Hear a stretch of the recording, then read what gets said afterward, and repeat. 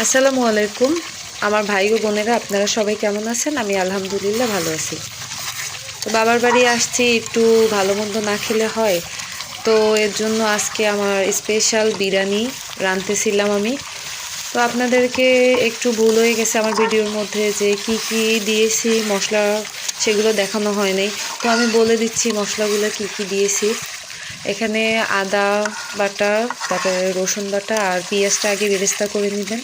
তারপর অর্ধেক এই মুরগির মধ্যে দিবেন আর অর্ধেক উঠায় রাখবেন। আর টক দই দিয়ে দিছি, একটু চিনি দিয়ে দিবেন। আর রাঁধুনি যে বিরিয়ানির মশলাটা সেটা দিয়ে দিবেন। তো 2 প্যাকেট দিলে ভালো হয়। তো আমি 1 প্যাকেট আনাইছিলাম, এর জন্য 1 প্যাকেট দিছি। আর আমার বাচ্চারা বেশি ঝাল খেতে পারে না, এর জন্য বেশি মরিচ দিব না। আর এইদিকে দেখেন এই যে পেঁয়াজ বেরেস্তাটা উঠাই রাখছি অল্প কিছু।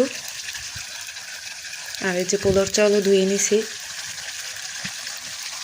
তো গ্রামের বাড়ি তো বোঝেনি, শীতের দিনে বাইরে রান্না করে, বাইরে যে চুলা থাকে ওগুলোতে পাতা দিয়ে রান্না করার জন্য।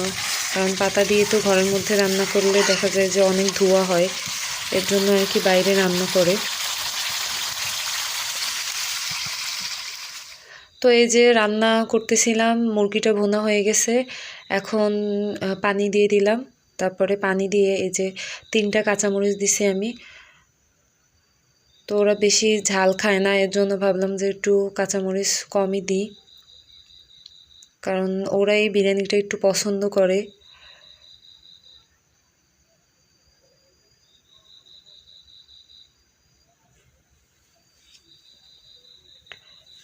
তো এদিকে বিরিয়ানিটা রান্না হচ্ছিল, আর আমি আবার এই যে মাংসটা রান্নাও হয়ে গেছে। তারপরে এই পাতিলে আপনি পরিমাণ মতো আপনারা পানি নিয়ে নেবেন, আর তার মধ্যে একটু তেল আর দারচিনি এলাচ আর একটু লবণ দিয়ে দিবেন। যাতে তেলটা দিবেন, কারণ যাতে পোলাওর চাউলগুলো ঝুরঝুরা হয়। আর পোলাওর চাউলটা আধা সেদ্ধ হলে তারপর উঠাবেন, আর পানিটা যখন ফুটবে তখন পোলাওর চাউলগুলো দিয়ে দিবেন। দেখেন পানিটা ভালোভাবে ফুটে গেছে। কারণ ঠান্ডা পানির মধ্যে পোলাওর চাউল দিবেন না, তাহলে দেখবেন যে পানিটা পোলাওর চাউলটা আপনার সেদ্ধ ভালো মতো হয় না, পানি পানি ফ্যাসফ্যাসা হয়। এই যে পোলাওর চাউলটা দিয়ে দিলাম।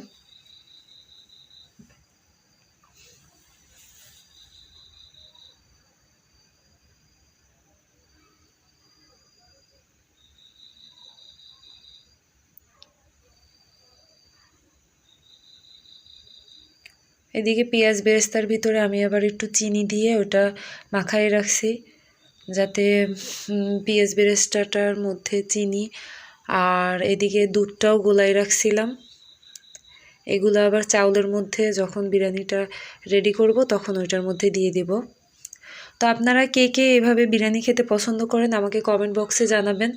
আর এই বিরিয়ানিটার কে কে নাম বলতে পারবেন তাও আমাকে কমেন্ট বক্সে জানাবেন, কারণ এক একটা বিরিয়ানি তো এক এক রকমভাবে রান্না করা হয়, এক একটার নাম এক এক রকম হয়। এই দেখেন, আর চাউলটা হচ্ছে আপনার 90% সেদ্ধ করে নেবেন,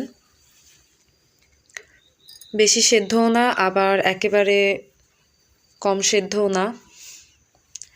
যে এভাবে আগে একটা ঝুড়িতে চালগুলো এভাবে ঢালবেন, ঢালার পরে তারপরে যে মাংস উঠাই রাখছেন অল্প একটু মাংস দিবেন, আর অল্প একটু এরকম পোলাও ভাতটা দিবেন।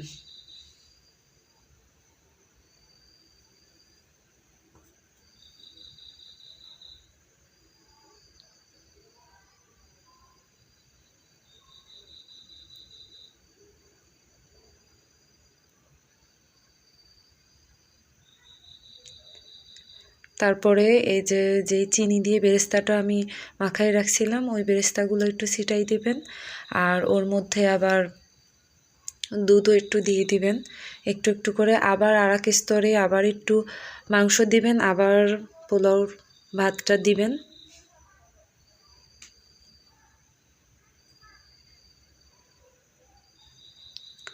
তো আমি আগে কিছুই তো রান্না বান্না করতে পারতাম না, এখন সবই শিখে গেছি। এই যে বিরিয়ানি রান্নাটা আমি শিখেছি আমার মেজো ননদের কাছ থেকে।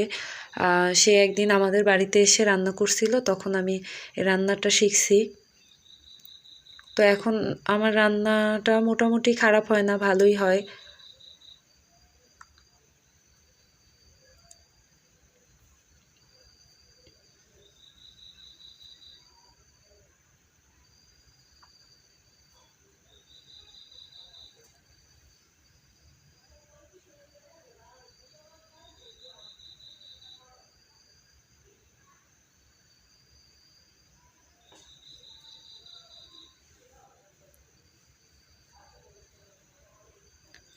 তো এই যে দেখেন সব দেওয়া হয়ে গেছে।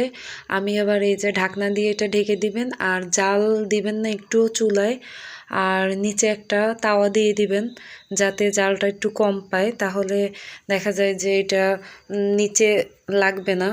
এই যে এইভাবে তারপর লাড়াচাড়া দিয়ে দিবেন, কারণ আমার পাতিলটা একটু ছোট হয়ে গেছে।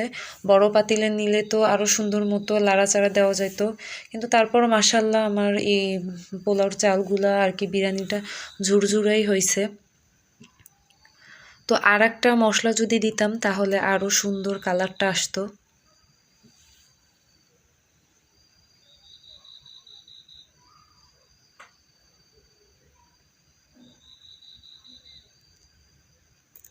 এই যে আমার বিরিয়ানি রান্না শেষ, আর এদিকে সালাদও নিয়ে নিছি। তো আপনারা কে কে এইভাবে বিরিয়ানি খেতে পছন্দ করেন আমাকে কমেন্ট বক্সে জানাবেন, আর আমার ভিডিওটা প্লিজ বেশি বেশি দেখবেন আর লাইক দিয়ে দিবেন।